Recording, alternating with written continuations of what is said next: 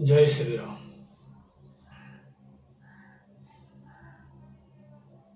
तो आजकल अक्सर ये देखा जाता है कि लोग कहते हैं कि भव सागर से तरना है। तो ये भव सागर क्या चीज होता है? भव सागर से किस तरह से तरा जाता है? किसे कहते हैं कि भव सागर से तर जाना या भव सागर में डूब जाना? तो इसी विषय पर आज चर्चा करना चाह रहा हूं। तो देखिए, भव सागर इसी संसार को कहते हैं, इसी संसार को कहते हैं। और इस संसार से तरना क्या है? मतलब जीते जी संस्कृत चक्र से छूट लेना ही भव सागर से तर जाना होता है। अब आप कहेंगे संस्कृत चक्र क्या है? तो संस्कृत चक्र का मतलब होता है जन्म मरण का चक्र। एक बद्ध जीवात्मा होता है और एक मुक्त जीवात्मा होता है, मुक्तात्मा जिसे कहते हैं। तो बद्ध जीवात्मा क्या होता है और मुक्तात्मा क्या होता है, उसी चीज को आज हमें समझना है। तो देखिए, बद्ध आत्मा उसे कहते हैं जो अपने परम लक्ष्य को प्राप्त नहीं कर सका है, जो अपने आप को मैं कौन हूं इस चीज को नहीं जाना, जो सिक्के के एक ही पहलू को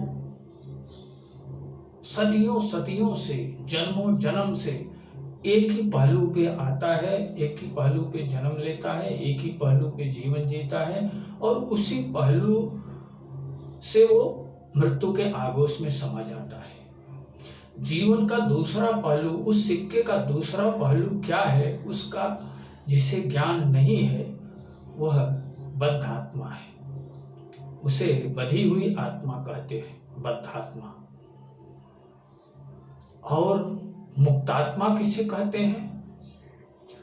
मुक्तात्मा उसे कहते हैं कि जो सिक्के के दोनों पहलू को जानता समझता है। जीवन के बाह्य और अंतर, जीवन के अंदर बाहर दोनों भेदों से जो परिचित हो चुका है, बाहर संसार से परिचित है और अंदर हृदय प्रदेश से परिचित है। तो देखिए, इस संसार में हर जीवन में दो संसार होता है। एक मन का संसार है और दूसरा हृदय का संसार है। तो अक्सर लोग मन के संसार में जीवन जीते हैं, बचपन, जवानी, वृद्धावस्था और मृत्यु को प्राप्त हो जाते हैं। उन्हें अंतर जगत की बातों का कोई ज्ञान भान नहीं रहता है।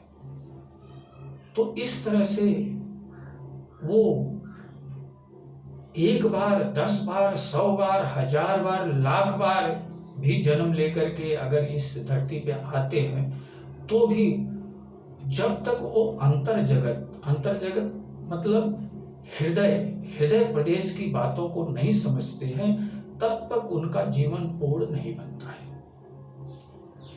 मन के संसार में जीकर चले जाते हैं, हृदय के संसार का उनको ज्ञान नहीं होता है, तो वो जो है बद्ध आत्मा होते हैं।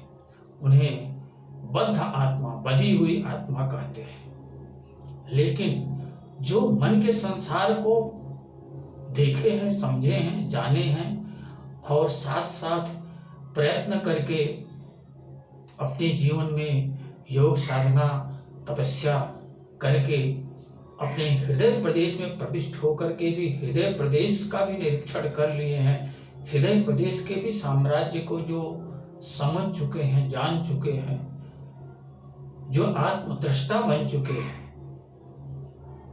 वो मुक्तात्मा कहे जाते हैं। तो जीवन के दोनों पहलू, मन और हृदय, मन बाह्य जगत का कार्यभार देखता है और हृदय जो है वो अंतर जगत का कार्यभार देखता है। तो अगर हमें अंदर बाहर दोनों की जानकारी हो गई तो हम पूर्ण ज्ञानी बन जाते हैं, और पूर्ण ज्ञानी बन जाने के बाद में हम इस जन्म मरण के चक्र को जो है भेद करके इस चक्र से, काल चक्र के परिधि से बाहर निकल जाते हैं। तब हम इस काल चक्र में घूमने वाले जीव नहीं रहते, इस काल चक्र के परे हो जाते हैं। फिर काल चक्र हमारे अंदर भ्रमण करता है, मतलब हम जीवपन से शिवपन को प्राप्त करके इस काल चक्र से परे हो जाते हैं। तो ये काल जो है वो महाकाल के अंतर्गत है।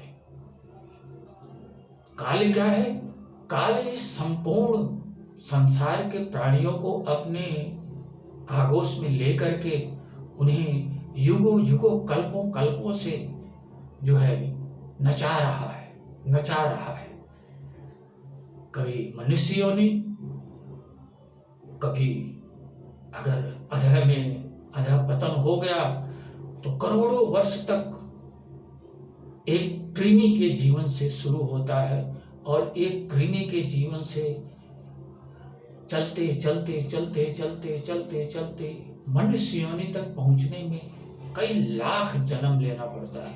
मतलब उस जीवात्मा को एक बार अगर वो अधः गर्त में गिर गई, निम्न योनियों में चली गई, तो उसको मनुष्य योनि तक पहुंचने में करोड़ों वर्ष लग जाता है। करोड़ों वर्ष के बाद फिर जो है वो मनुष्य शरीर को प्राप्त करती है। तो ये जरूरी नहीं है कि मनुष्य शरीर में करोड़ों वर्ष के बाद वो आई तो वो अपने जीवन के अंतर बाह्य दोनों पहलुओं को समझ करके वो बद्धात्मा से मुक्तात्मा ही बन जाएगी। ये कुछ जरूरी नहीं होता। हो सकता है कि वो बद्धात्मा ही रह करके नर्तन भी जी ले, ये मानव जीवन भी जी ले, और जी करके फिर जो है कोई विकास न कर पाए। 2-4 बार मानव जीवन मिलेगा, अगर कोई उम्मीद नहीं दिखेगी तो प्रकृति क्या करेगी? प्रकृति फिर अधः गर्त में फेंक देगी। तो इस तरह से एक बार अधः गर्त में गिरने पर करोड़ों वर्ष लग जाता है यहाँ मनुष्य योनि तक पहुंचने में। और ये जरूरी नहीं है कि करोड़ों वर्ष के बाद हम मनुष्य योनि प्राप्त किए तो हम अपने बद्धात्मा से मुक्तात्मा की गति को प्राप्त ही हो जाएंगे। हो सकता है कि हम बद्धात्मा ही रहते हुए अपने जीवन समय को समाप्त करके निकल जाएं, और 2-4 बार इस तरह से मानव योनि में जन्म ले और कोई उम्मीद न जगे तो फिर प्रकृति हमको फिर से अधः योनि में गर्त में फेंक दे। तो इस तरह से हम कल्पों युगों युगों से हम इसी तरह से भ्रमण कर रहे हैं, और हम अपने जीवन के किनारे को, हम अपनी वास्तविकता को नहीं समझ पा रहे हैं। इसी को कहते हैं कि भव सागर, जिसमें जीव अनंत काल से अरबों खरबों वर्ष से, कुछ पता ही नहीं कि कितने दिनों से। इसके लिए तो एक बात दृष्टांत आप लोगों के सामने रख के समझाना पड़ेगा। किसी ने कहा है कि गोमुख से लेकर के गंगा सागर तक गंगा जी के दोनों किनारों की रेत को इकट्ठा कर लो और एक एक कण को गिन लो। ये करना संभव है, लेकिन जीवात्मा का कितना जन्म मरण हो चुका ये गिनना संभव नहीं है। अब इसी से आप अनुमान लगा सकते हो कि हमारा और आपका कितना जन्म हो चुका है। फिर भी अगर आज मानव योनि में आकर के हम इस संसित चक्र से नहीं छूट पाए तो फिर हमारा जीवन फिर निरर्थक चला जाएगा और फिर हम अधः गर्त में जो है करोड़ों करोड़ वर्षों के लिए फिर चले जाएंगे। तो इसी को भवसागर कहते हैं, जिसे लोग जो है काफी भ्रांति पूर्वक महसूस करते हैं। इसलिए इस पर थोड़ा प्रकाश डालना उचित समझा और कुछ इसी तरह का वृत्तांत संक्षिप्त में है। विस्तृत में बताने के लिए जाएंगे तो आपका भी समय और वीडियो भी लंबा होगा, इसलिए शायद इतने में आप समझ सकेंगे कि भवसागर किसे कहते हैं। जय श्री राम।